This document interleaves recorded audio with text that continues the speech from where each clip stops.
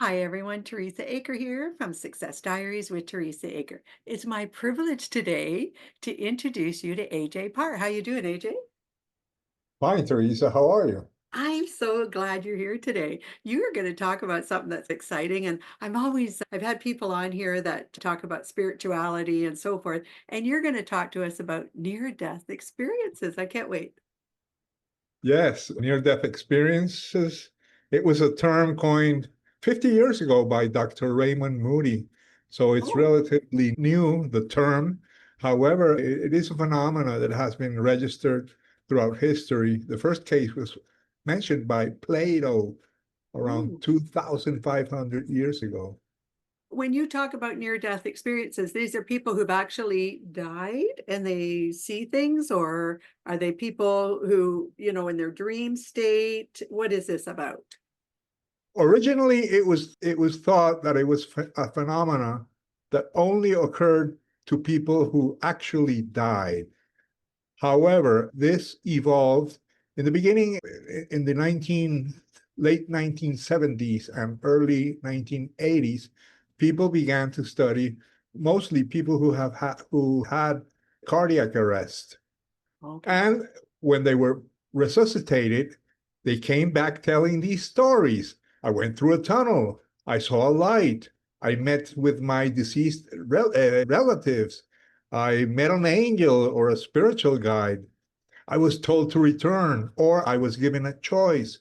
Some people reported seeing their whole life, what is known as a life review, and there are certain characteristics of these life reviews that are very unusual. People say that when you're about to die, your whole life flashes before you in a second. Sure. That's not it. What these experience is they experience everything good that they did, and they also experience everything bad, but not only from their point of view, also from the other people that were there. For Oh, example, if you hurt someone, you will feel exactly like you felt when you were hurting that person, but you will also see the same event from the perspective of the person that you hurt. So wow. you will perceive the way that person saw you or what they felt. And it is very highly transformative because when you hurt someone, you don't think about the other person. But when you get to experience what the other person feels, and if this happens with the worst things you've done in your life, then when you come back, you say, wow, I better behave better. So they come back with the conclusion that you're not actually judged after you die. You are like self-judged, because when you relive your life, you can say, okay, I was good, I was bad. And some people claim that they come back transformed from this. Yeah, Uh, right? Yeah. Initially, it was only studied on people with who had cardiac arrest or who had clinical death. Sure. However, the later studies concluded that these experiences can occur to people who are not only clinically dead, but it can also occur to people who are close to death or in intense danger.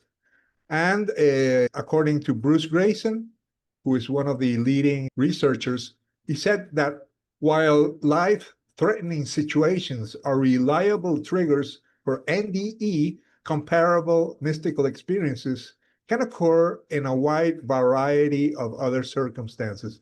Also, Pim van Lommel, one of the leading near death researchers, say that yes, these can occur during cardiac arrest, that is, during a period of clinical death, but also in the course of a serious illness or without any apparent medication or a medical indication, Sure. without any apparent medical reason.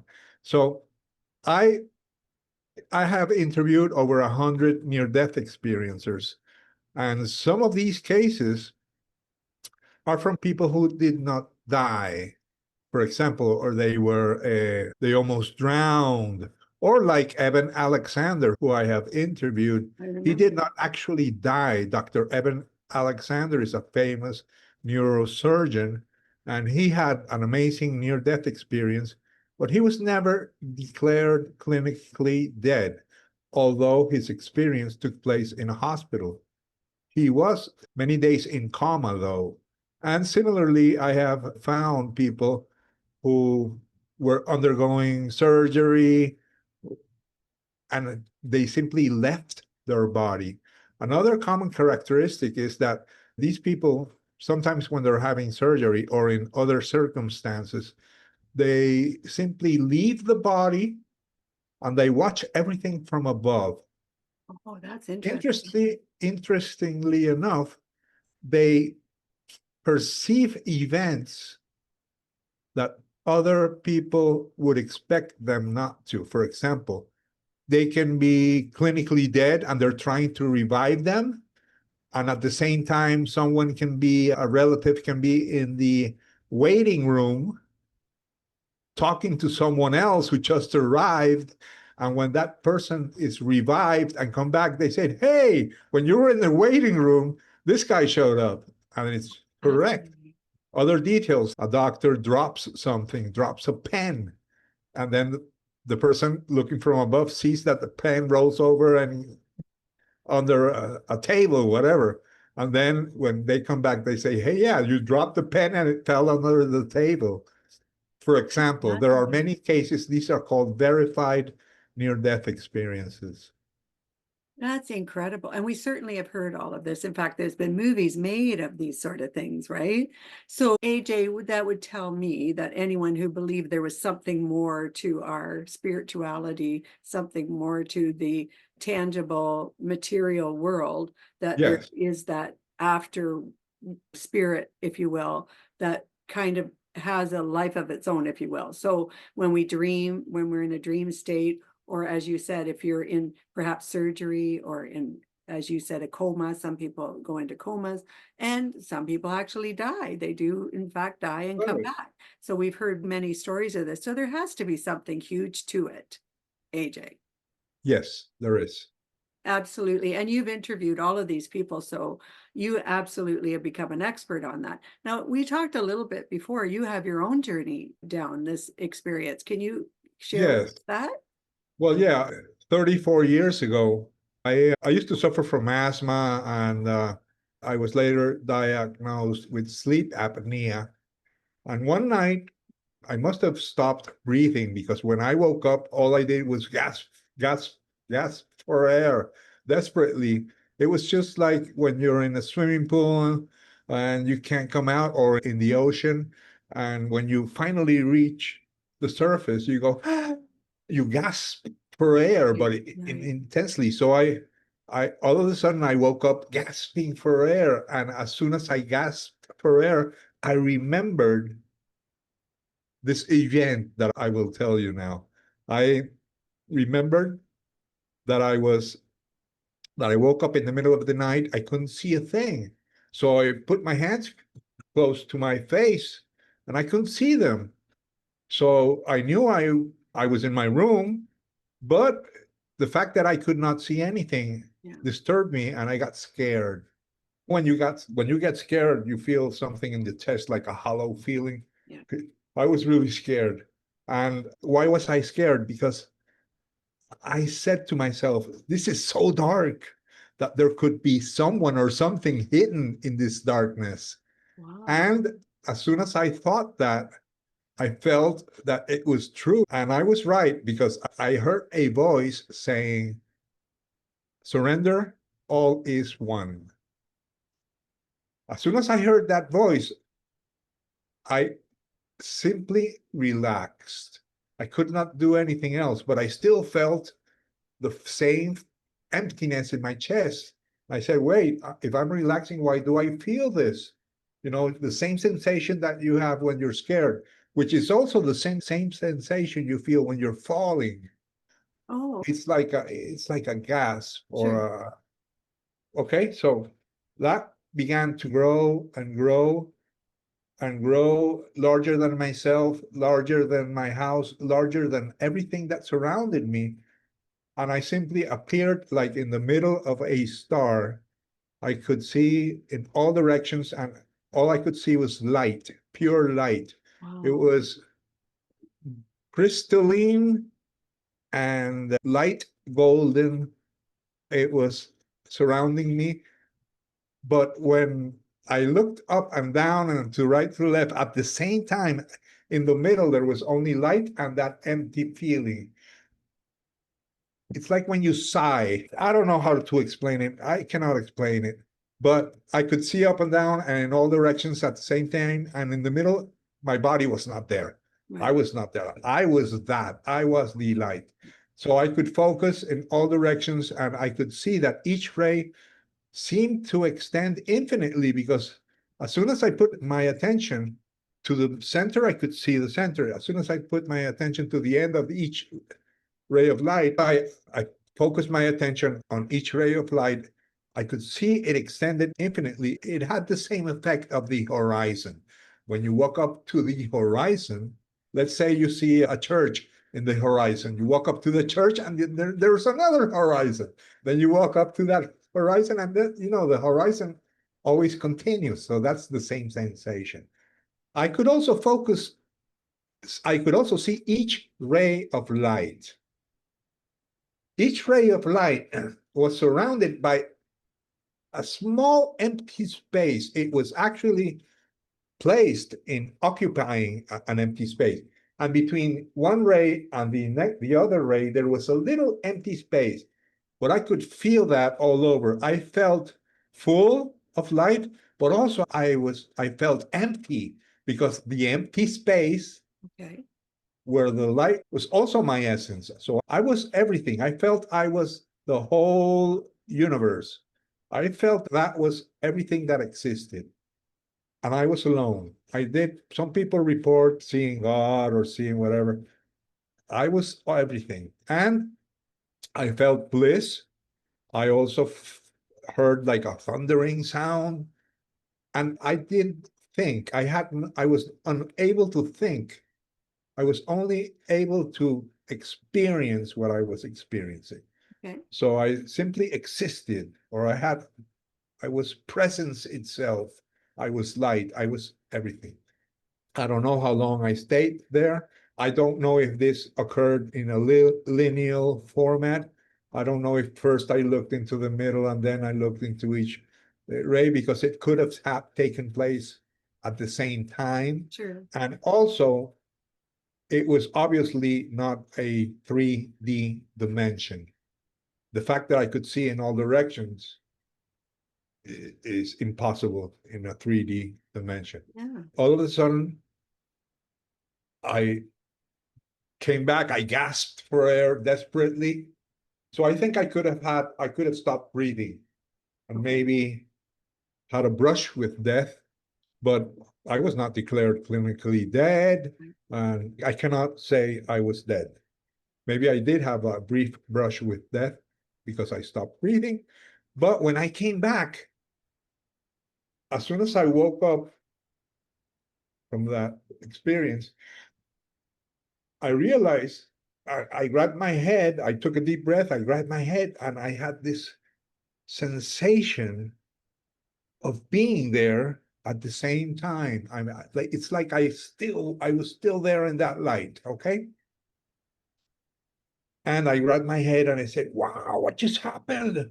Can't believe it. So I got up from my bed, I looked around, and I still felt that from the center of my chest, everything was radiating, everything that surrounded me. So I looked at the nearest wall and I put my hand against the wall and I felt that I was my hand pressing against the wall, but I could also feel the wall, that I was the wall pressing back.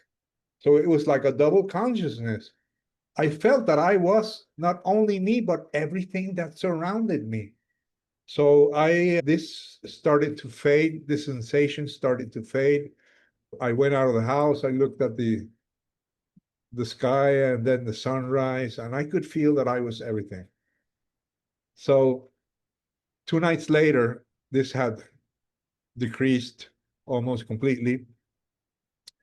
I was very confused. So I was asking God, the universe, to let me know what had just happened, what just happened. And I felt a presence. And this presence, I didn't see it. I felt it was a very old man, very ancient, so old. He was like, I don't know. I sensed that he could have been like my great grandfather, but not really mine of all humanity. He Right. was very old, so old that I started to cry Oh, because I said, wow, he's so old. And some tears started falling. And then it was like I heard his voice within me saying the following. And it was an explanation not only of my experience, but also of the creation story and of the secret behind all religions. It's very brief. I heard this, or sometimes I say it's like a download because it was suddenly pushed within me. In the beginning was the one, but the one was alone and he wanted to play. So he divided himself into two and gave number two amnesia, and thus the game began. That was it. As soon as I heard this, I said, oh, I realized that this explained the creation story. This explained, or this said that we are God having a human experience. People say, no, we are spirits having a human experience. We're not humans with a spirit within us. We are spirits having a human experience. But this went further. This was, we are God having a human experience. We are God playing that he doesn't remember he is God. And therefore, that universe of oneness, that non dual universe, which is all that is, exists, but it also allows this world of duality to exist. The first duality is I or us and them. The only way that we can exist is if others exist. If I there are understand no that. others, then we are everything. If there are no others and we exist, then we are all that is. So what you're saying is that the rest have to be observed The to what? be the rest of the world has to be observed to exist. So if I just exist by myself and no one observes me, then I'm just me. But if we have many people, many things around us, then we're observing it, then we become part of it. Is that sort of the idea? Yeah, I know about the observer effect, the quantum physics observer effect, but yeah, that maybe that has a part in it. But what I'm saying is that, for example, a subatomic particle is God having a subatomic particle experience. Yeah, I So understand that. we are everything.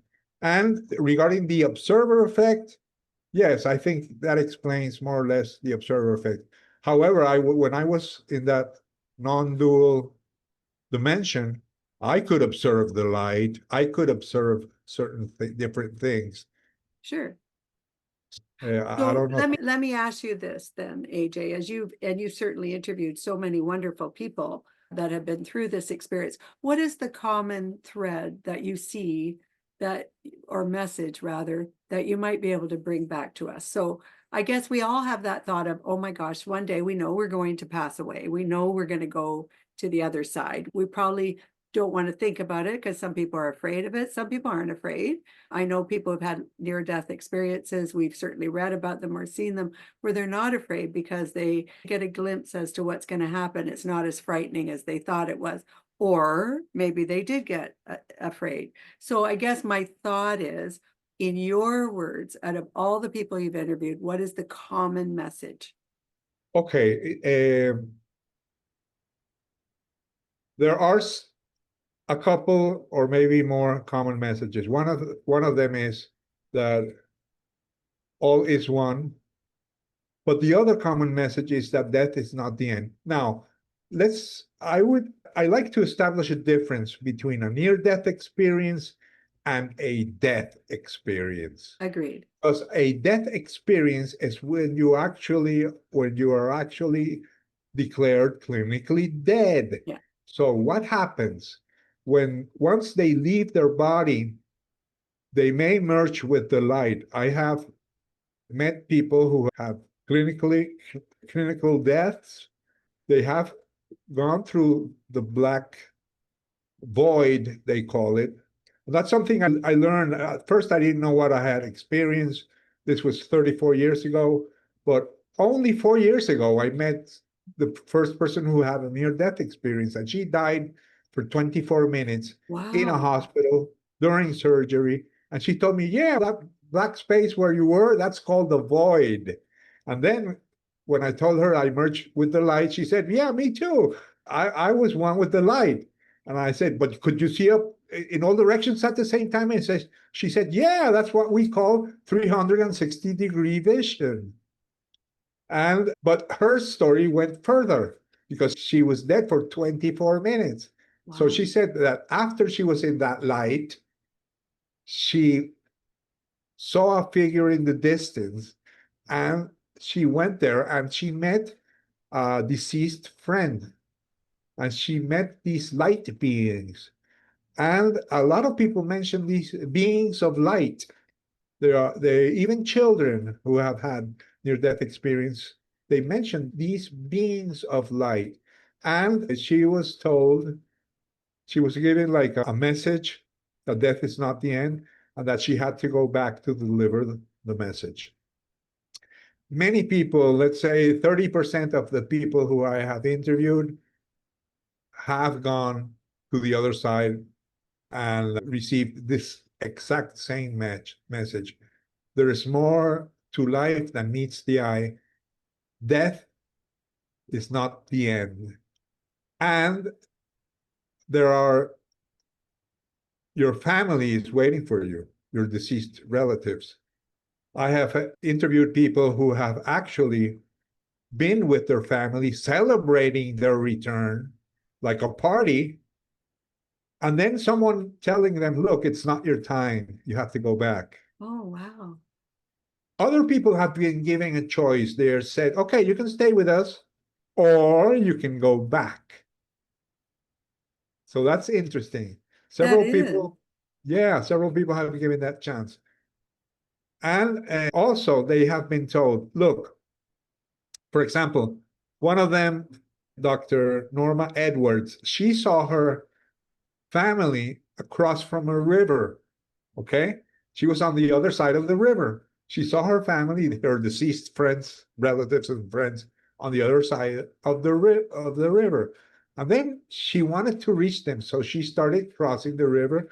She could walk. It was like a knee level. So she started crossing the river, and her aunt started coming also. Okay. But when they were about to touch, her aunt put her hand, and she said something like, if you touch me, you will have to stay. You will not be able to go back. Oh, really? And she said, we want you to go back with a message. And she said, why me? No, I want to stay because I feel so good here. She said, no, you have to go back and deliver this message. And she was told that death is not the end. And she said, oh, find someone else. I don't want to stay.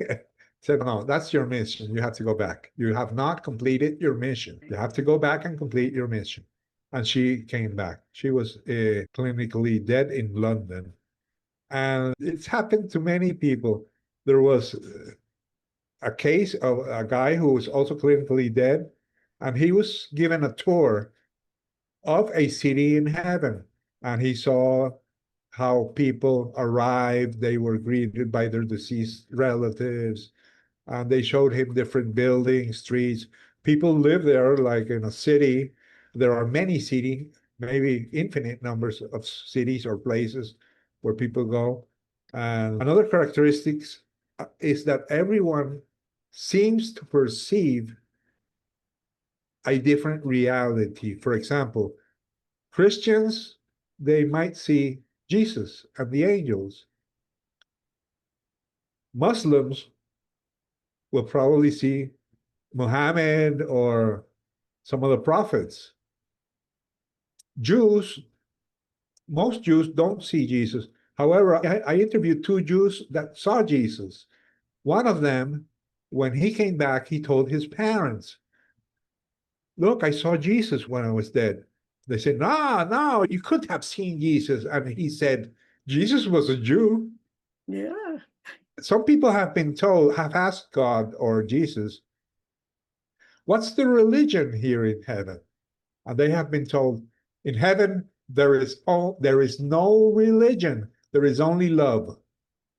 Yeah, that would make total sense, AJ. It's really interesting because when they come back, most of them, not all of them, they stopped following organized religion. They become more spiritual. They start having a direct experience with Jesus, with God, with the angels. Some see their inner guides, they meet their inner guides. And when they come back, they still listen to them. There's a wide variety of differences and also similarities. I would think it's fascinating. You've done fascinating research and got to talk to many people that have been through this. I was thinking as you were talking there about your story and their stories that, again, if I can bring it back to if there's reincarnation or a different, when they come back, they're obviously they're coming back to be the same person. But what I wonder is what I get loud and clear is this is a spirit having a human experience, not the other way around. So if you're a spirit and a spirit is energy, and energy, as we know, never dies, it just keeps going. What is your thought there then from all your research? Is there reincarnation? Is this what does the Well, spirit just keep going on? And what are the spirits doing on the other side all day long? I'll tell you what I found in my research. Many of them, when they have their life review, they see their past lives. Oh, okay. So they get to see their past lives. They get to experience once more being in the past. Some say they were women. Some men say they were women. Some women say they were men. So can they And hold on, AG? Can they go back to that life then? during the life review, they get to relive certain episodes of their lives, Okay, but when okay, I but get they that. cannot Yeah. go back willingly after they come back. Okay, Only, that was my okay, question.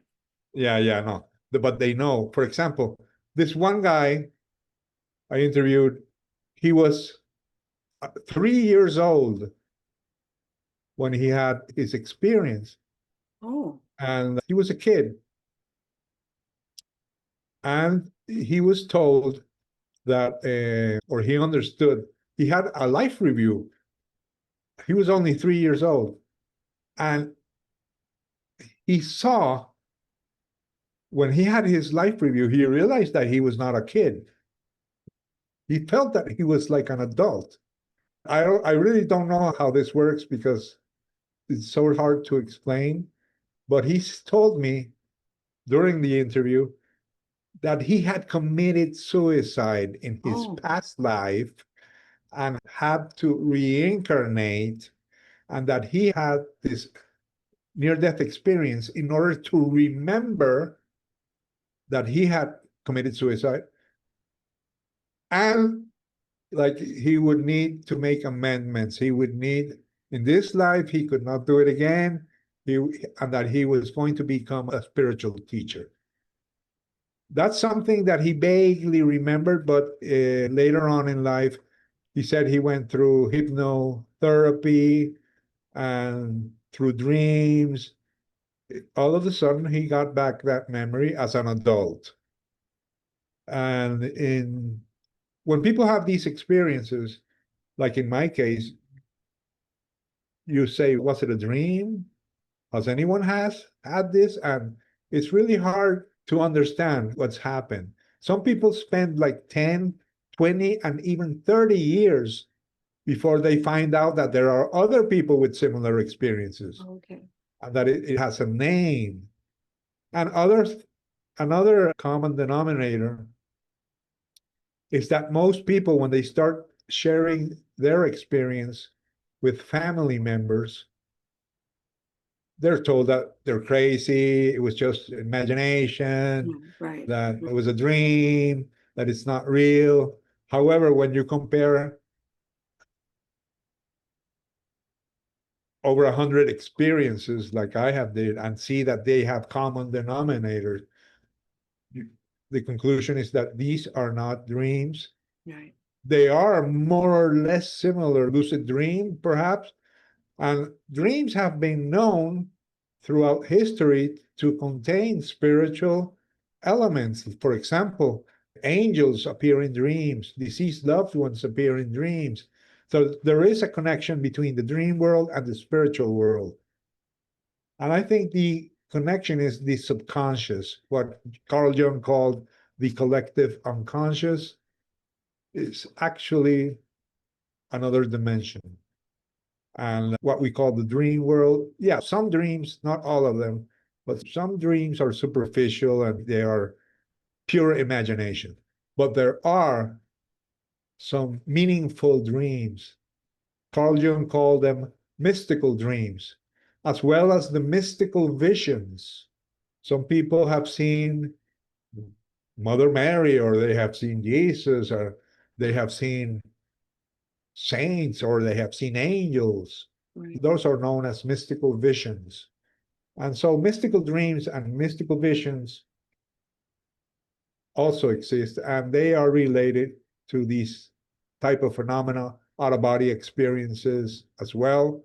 There is another phenomenon which is afterlife communication, and there's another called shared death experience. That's when someone near you or your father or mother dies, and you see them leave their body, you see them entering the light. Some people actually go with them, feel that there's some bystanders feel that they also leave their body. They fly together with the person who is dying. They go towards the light, and then they are told, "Wait, you can't come with me. You have to go back." Yeah. So that's what's known as afterlife, as shared death experience. Those are very interesting phenomena because, So uh, can I ask you, AJ, do you, in your personal opinion, I realize it's just an opinion, yeah, do you feel like the spirits and angels, there are spirits and angels watching out over us? Do you feel very strongly about that? And are they the loved ones that pass, or they could be just random angels and spirits? no, I'm convinced Okay. that the afterlife exists, that there are angels Okay. watching over us. But however, we call them angels because we are in this Judeo-Christian Yeah. era, or but they have been given many names. You can call them light beings. They don't necessarily have to have Sure. wings. So let's call them higher dimensional beings. Okay. That's fair. Some people can say they are extraterrestrials, maybe, or but they are extra dimensional, I would say, I think, or AJ, higher dimensional. I ask you that, if I might, because I've lost members of my family too, and very closely my husband, and more recently my adorable, beautiful daughter. I like to imagine that they are in heaven, they're angels, and they're watching out over us. Now, that's my imagination of them. That is my thoughts of them, and I will Well, love it's them not. forever. I also think, though, here's the link in my mind, and perhaps others too. I love them still. I can remember their scents. I can remember the way they used to talk or walk, or I can remember moments in life with them. So this is transcending time, if you will. We definitely feel our loved ones, don't we? So to The me, that's well, the spirit, that's the energy that still exists today. I think that okay, I can imagine hugging my mother and talking to my mother, Right. but some near-death experiencers, when they come back or when they're there, they are told, "Look, we can see you, we can hear you, we cannot communicate. We give you signs Oh, if you okay. ask." Yeah. but you have to ask. And people have, when they come back, they say, okay, mother, give me a Give me a sign. sign. And Yeah. maybe your mother loved red flowers, and then you will be walking, and then something will fall, and it's a red flower, or maybe she had I don't know. You will receive personal signs. You can also see them in dreams. Yeah. So I've seen them. I'm not saying that this is scientifically proven. I'm just repeating what I've heard. Sure. I do believe that, for example, if you pray to your daughter, if you get into that praying state, and then talk to your mother, to your daughter, I know she will hear you, Yeah. Yeah. because Oh, you I will believe be that in too. that I do. meditation state, Yeah. to call it somehow. And it gives us comfort, I think, on this side because it gives us comfort two ways. One, that we know our loved ones are in a good space and that we're going to go to a good space when it's our turn. Another thing that I've been told is that uh, before we incarnate, we belong to a family group. So your daughter, your husband, your family agreed to incarnate together Oh, and that's have this. And not only that, your daughter agreed to transition when she did, before she was born. oh. And you also told her, yes, I will be your mother, and you will transition before me, and I will go through that sorrow because I'm going to learn from it. So you're saying we choose our parents, we choose our life, we choose who our children will be, we choose the path that we're making That's what's before that's we what exist. that's what some of the near-death experiencers Okay. say. They've actually, during a life review, they've gone to that moment. They call it a pre-birth contract. Oh, okay. And they even say, this is really weird, but they even say that your enemy, if someone hurt you, you probably agreed, look, I'm gonna kill you in this lifetime. You probably killed him in another lifetime. But Wow. I'm gonna do this, I'm gonna harm you Yeah. in this lifetime, Interesting. This is all very fascinating. because you'll learn this and that. One of the persons, Betty Guaragno, was really weird. She claimed during her near-death experience, she went back to that moment where she chose her future life. And she had a very hard, difficult life. She, both her parents were drug addicts Oh, who committed suicide together, oh my. and she became a drug addict, a prostitute, a thief. She and then she died of an overdose. So when she went to that place, she was told, look, you chose all those hardships. Yeah. Why? Because the harder your life is, the more you will learn and the more spiritual evolution you will obtain. I've also heard that people who have autism, or maybe they are crippled, they agreed to that. And that the higher you are spiritually evolved, the more you desire to be born in one of those bodies. You're going to be blind, you're going to be crippled, you're Oh, going to, because it's the worse life you get, the more you evolve. that's very fascinating. AJ, you've been wonderful today. I want to talk about your books because you have many books, and I want people Yes, I to, have. the readers to know your books and where they can go to get them. Yeah, I have over 20 spiritual Yeah, books in Amazon. However, my first and the ebook is called Stairway to Heaven. I love it. I analyze the common elements of heavenly near-death experience with Christian elements. Very And it's the foreword is by Dr. Melvin Morse. He is a near-death researcher. And the second book on NDEs that I wrote is called The Girl Who Visited Heaven. This is entirely cases of kids who had a near-death experience. I interviewed them when they were adults. Oh, okay. But these kids are from age 2 to age 9. Wow. They were from 2 to 9 when they had their experiences. Okay. Some of them, when they came back, they could heal with their hands, they could read other people's mind. They were really transformed. The story of the boy who died and realized that he had committed suicide in his past life is there. I highly recommend it if you're interested in these stories. The Can we girl, get them on Amazon, AJ? yeah, Everything's on all you Amazon. have to do is write AJ Parr, Okay. and you'll see my page and my books, AJ Parr. And this I'm going to one, make sure all your information's in the show notes for everyone, AJ. the foreword of this book is by Dr. Raymond Moody, who Oh, was the doctor who coined the term near-death experience 50 okay. years ago. So Nice. I interviewed him. I also have a YouTube channel where I have posted all my interviews. I have over 200 videos, but not all of them are from near-death experiencers. I have also interviewed scientists who study near-death experiences. I have also interviewed mediums and everything that has to do with the afterlife and the survival of consciousness.